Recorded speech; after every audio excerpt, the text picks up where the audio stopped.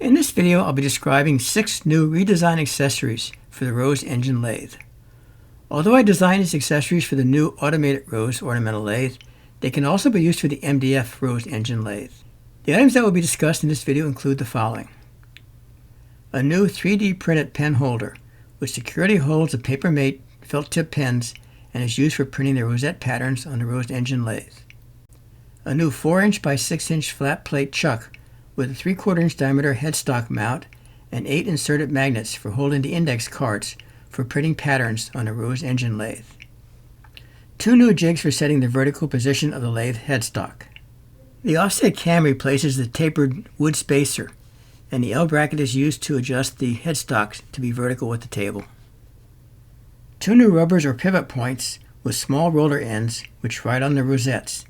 These rubbers permit the use of rosettes with smaller design patterns. A new universal dust collection hood for the more efficient collection of sawdust that can be used for both cutting on the faces as well as the sides of wood blocks on the lathe headstock. A new brushless spindle motor system with an AXA tool post mount. This 12,000 RPM spindle motor uses an ER16 collet system, which permits the use of 1/8, 1/4 inch, and 3/8 inch cutting tools. These redesigned accessories were designed using the Fusion 360 software.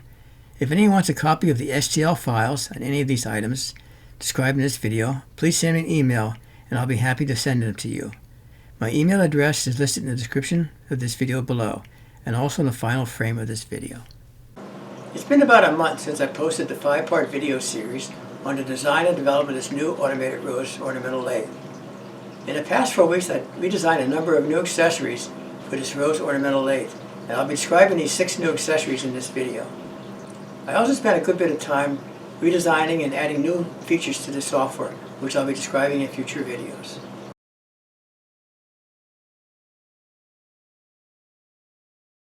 I just finished producing a number of pen holders for this system.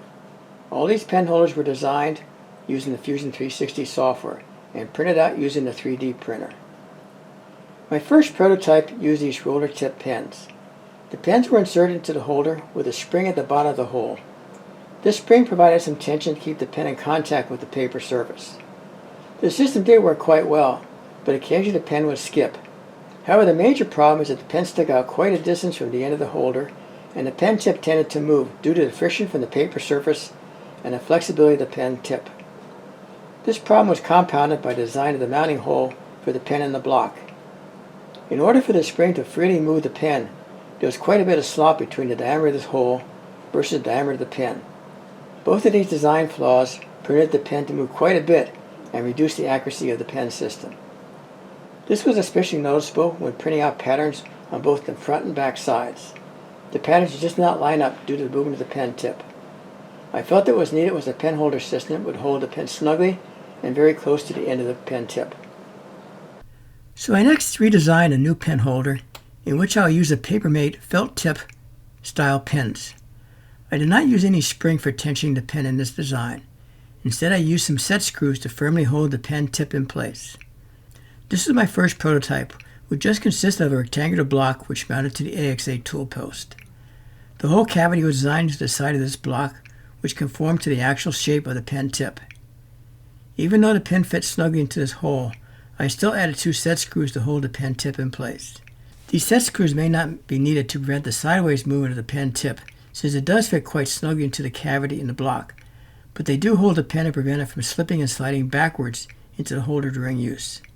This first prototype did work quite nicely, but it was just a little too bulky and it was hard to see the pen tip during the actual printing on the surface of the index card.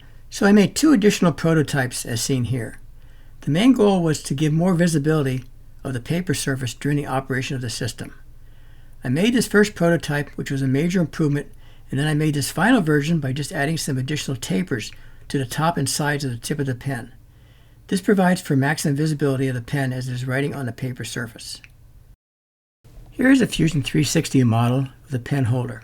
When I do a section analysis, you can see the design of the interior section, which has been modeled to snugly fit the contour of the pen tip. The 2 tapped holes are for the addition of 2 set screws to prevent any movement of the felt tip pen. And here's an example of the new pen style printing a rosette pattern on an index card.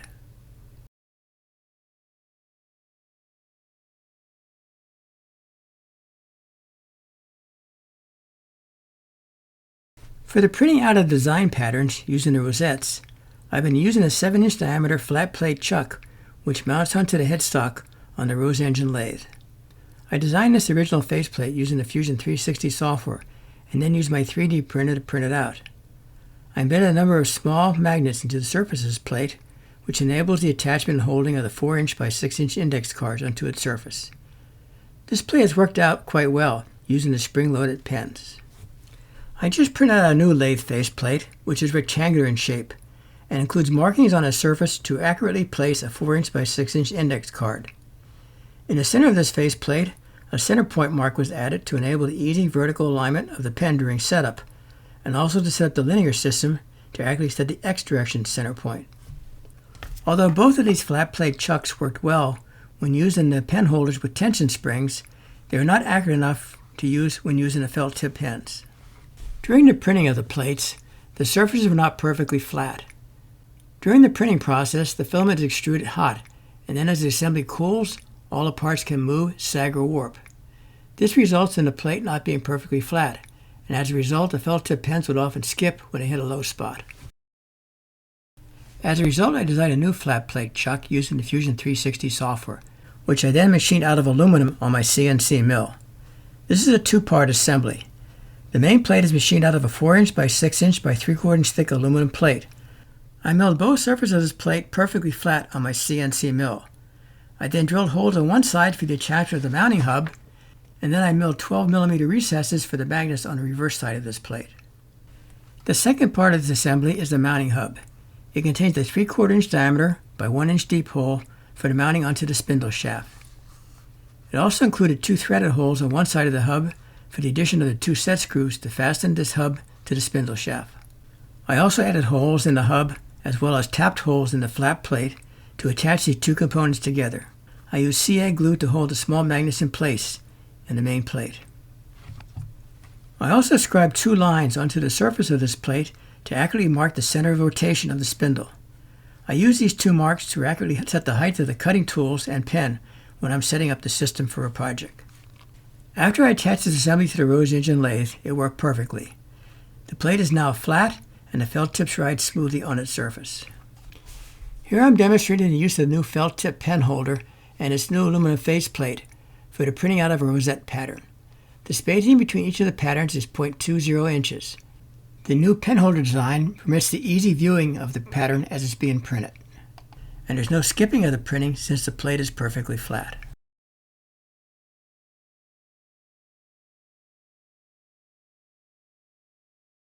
The original design of the MDF Rose engine used a tapered wood block to position the headstock assembly. This tapered wood block is normally used to hold the headstock and the rosettes away from the rubbers or pivot points when changing rosettes. It's also used to operate the spindle when no rosette is required. In my original design for my Rose engine, I used a 3D printed tapered block for this purpose. I've replaced this tapered wood block with an offset cam assembly. I find this offset cam assembly to be easier to use. I designed this offset cam assembly using the Fusion 360 software and then printed it out using my 3D printer. The offset cam is attached to the table just to the side of the headstock and is held in place with a thumb screw. To adjust the position of the headstock, you just loosen the thumb screw and rotate the offset cam and then lock it in place with a thumb screw. When the offset cam is not in touch with the header assembly, the rubber rides against the rosette and generates the pattern on the board being turned. The offset cam can then be adjusted so that the rubber is not in contact with the rosette and the rosette pattern is not followed by the system. I made 2 of these offset cams, one for each side of the headstock, just in case I ever wanted to fix and hold the headstock security on both sides. In the original design of the MDF Rose engine, a small L-shaped retaining block was used to set the position of the headstock. Instead of wood, I used my 3D printer to make this L-shaped retaining block. I set the thickness of 2 sides of the block so that the headstock would be perfectly perpendicular to the main tabletop of the Rose engine. I often use this jig when setting up the Rose engine to set the height of the cutting tools or pen to the center of the spindle.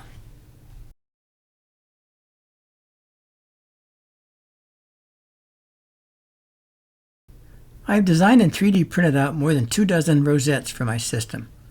On a few of these designs, the standard rubber tip was just too large to fit into the small V-shaped sections of the rosette. The standard rubber that comes with the MDF Rose Engine kit uses a .375 inch outside diameter roller bearing. I felt that what I needed was rubber with a smaller diameter ball bearing tip. For this first prototype, I used a .25 inch OD diameter ball bearing from McMaster-Carr. I designed the body for the holder using the Fusion 360 software and then printed it out using my 3D printer. I used a small pin to hold the roller bearing in place in the 3D printed holder. And here you can see that smaller roller bearing nicely fits in that smaller V groove in the rosette. But I wanted to see if I can make an even smaller tip. In my parts supply from the design of the Accu-Slice systems, I discovered what are called slotted ball nose spring plungers. These are 1/4 inch by 20 thread per inch thread assemblies with a 1/8 inch diameter ball bearing on the tip of the assembly. I designed a holder with a 1/4 inch by 20 thread per inch hole in the tip into which this plunger was inserted. I also designed a 0.2 inch diameter hole the entire length of the holder to enable the insertion of a screwdriver to set the position of the plunger. This cross-section view of the rubber shows the 1/4 by 20 thread per inch tip at the end of the rubber, and then the 0.20 inch through hole, the entire length of the rubber. This 1/8 inch diameter ball bearing will ride on the outside surface of the rosette as it is turning. The initial testing of this new design rubber seems to work quite well, but I still need to do some additional long-term testing of the design. The diameter of the ball bearing on the tip of this tool is 1/2 the size of the 1/4 inch ball bearing system that I just described. And my main concern is that it is just a single point contact with the rosette, and it may result in a dent or recess in the surface of the rosette after extended use, so I need to do some additional testing to see how it holds up.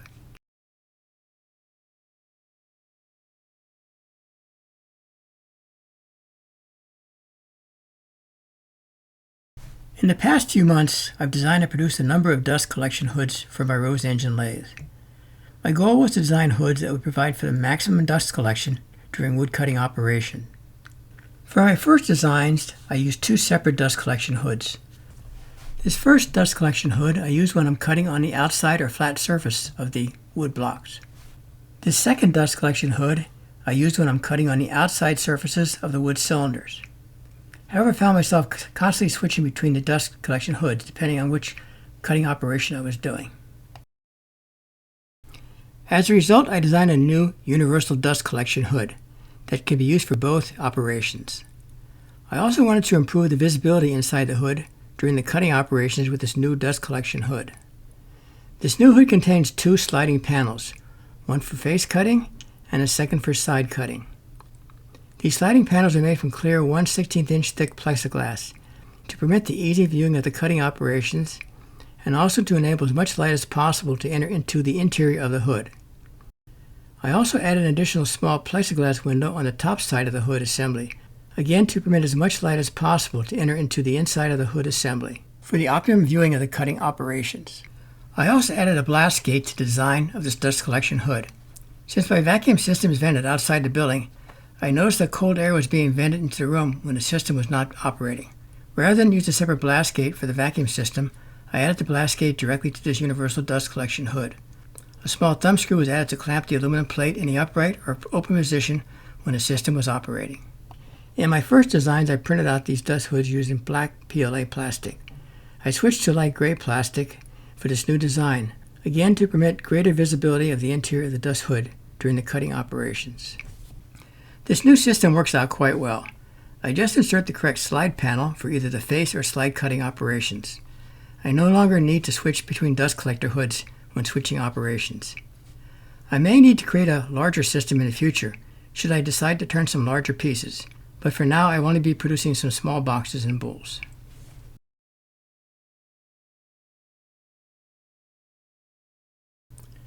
For my initial testing of the cutting of the wood blocks using the new Automated Rose Ornamental Lathe, I was using a ram rotary tool, and I was also using a Dremel tool. I had designed and printed out holders to attach both of these cutting tools to the AXA tool post. Although both of these tools worked out quite well, they were limited to using 1/8 inch diameter shaft cutting tools. Most of the rotary tools that are used in CNC routers use either 1/4 inch or 3/8 inch shaft diameter cutting tools. I felt that these larger cutting tools would be preferred for most cutting operations. As a result, I purchased from Amazon a new brushless spindle motor system. This 12,000 RPM spindle motor uses an ER16 collet system to attach to the various tools being used. These collets enable the attachment of cutting tools from less than 1/16 inch in diameter up to 3/8 inch in diameter. I plan on using 1/8 inch, 1/4 inch, and 3/8 inch cutting tools with this system. I designed and 3D printed a holder to mount this system to the AXA tool post on the lathe. I also designed and 3D printed a small case to contain electronics, the speed assembly, and the switches for the operation of the spindle motor. This system also uses a 48-volt power supply, which I mounted into the electronics console under the Automated Rose Engine. This new spindle motor is limited to 12,000 RPM, but in my initial testing, the speed seems to be sufficient. The ram tool can operate up to 25,000 RPM, but the cutter used with this system are smaller. Using larger diameter tools with this new spindle motor, I can actually provide for greater surface speed at the tip of the cutter blade due to the larger diameter of these cutting tools. In actuality, for most of my cutting operations, I've been using a speed of 10,000 RPM. I found at even higher speeds, especially with the ram rotary tool, I can actually cause the wood to burn. In the future, I plan on designing and producing a fly cutter, which I'll use with this new spindle motor, and I think this will work just as well as an overhead cutting system. Here I'm demonstrating the use of the new spindle motor with a universal dust shield. I'm using a flat-tipped cutting tool to surface off the face of the board to give a nice flat surface. And I'm operating the spindle motor at 10,000 RPM. This section of the video is sped up 10 times the actual cutting speed for viewing purposes. And here I switched to a pointed tool, and I'm using this to cut a rosette pattern in the face of the board. And once again, I'm operating this tool at 10,000 RPM. I attached a 4-inch hose to the outlet of the hood, which is then mated to an 8-inch hose with an 8-inch venting fan to exhaust the sawdust from the cutting operations. This exhaust system, with its universal dust hood and using the sliding front panel, proved to be very efficient at exhausting almost all of the sawdust generated by the cutting tool. The clear plexiglass panels enable a clear, unobstructed view of the cutting operations. And here I'm cutting the third repeating pattern in this face of this board. And here's the finished patterns at the end of the cutting operations.